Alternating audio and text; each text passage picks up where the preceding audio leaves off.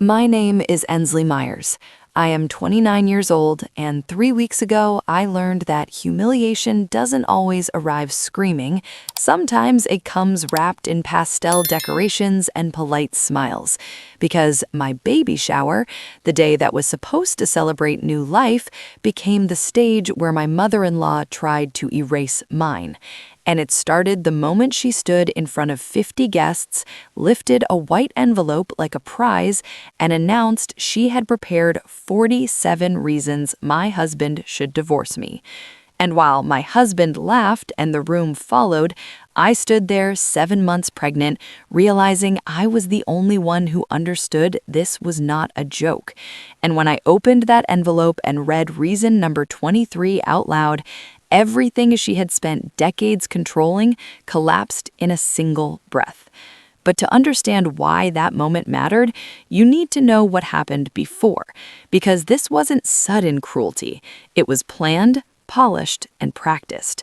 4 weeks earlier, on a Tuesday night, when my feet were swollen, my back ached, and I lay on the couch listening to Patricia, my mother-in-law, run my baby shower like a corporate takeover through my husband's phone, deciding colors, guests, food, and even what I would wear, telling Ryan to tell Ensley rather than asking me, reminding me I'd never planned something this large before, reminding me I didn't have a mother to teach me these things, slipping that sentence in like a blade she'd sharpened over years.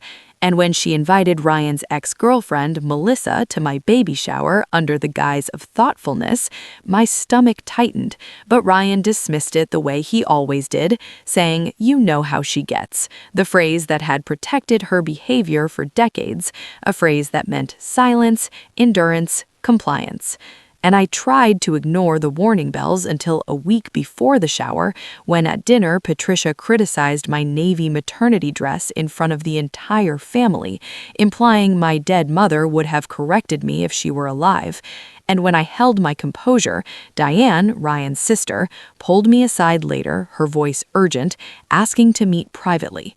And the next morning, in a coffee shop, she slid a bank statement across the table and told me Patricia had withdrawn $11,000 from my joint savings account, using old secondary access Ryan had given her years ago, money she never asked for and never mentioned.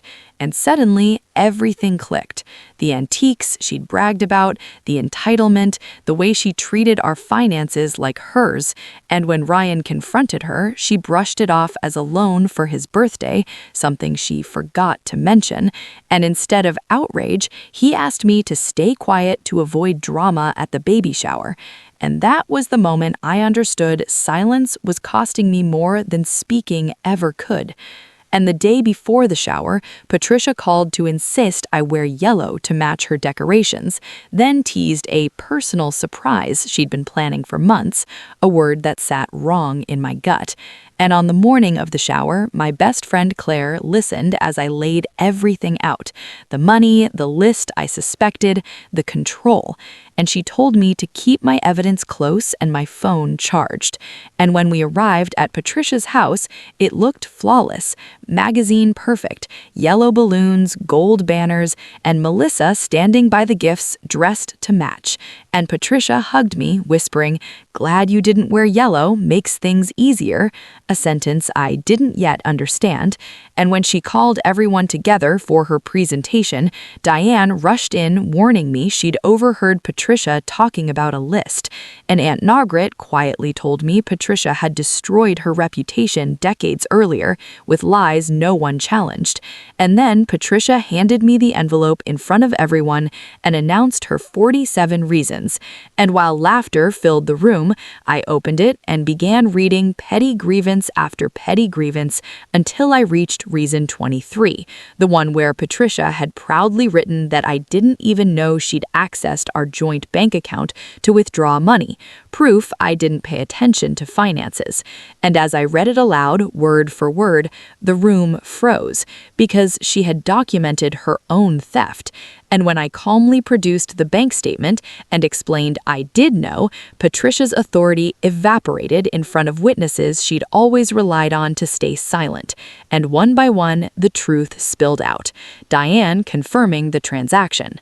Aunt Margaret confronting her past lies, relatives realizing decades of estrangement had been engineered, Melissa admitting she'd been invited under false pretenses, and Ryan finally seeing the pattern he'd normalized his entire life.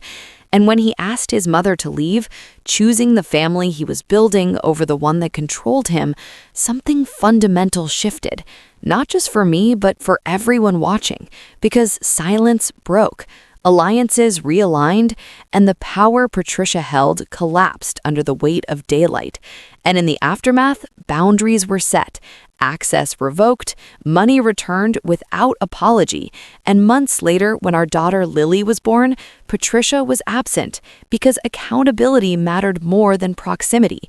And it wasn't until 6 months later, after isolation, therapy, and loss, that a handwritten letter arrived. Not defensive, not dismissive, but accountable, naming the list, the money, the cruelty, and her fear of losing control disguised as love. And when we finally met in public, with rules and clarity, she apologized directly and held her granddaughter with trembling hands. Not forgiven completely, but no longer untouchable. Because what this story taught me is that boundaries are not acts of cruelty. They're acts of protection. That silence doesn't keep peace. It preserves harm. And that sometimes the most powerful thing you can do is simply read someone's own words out loud and refuse to carry their shame for them ever again.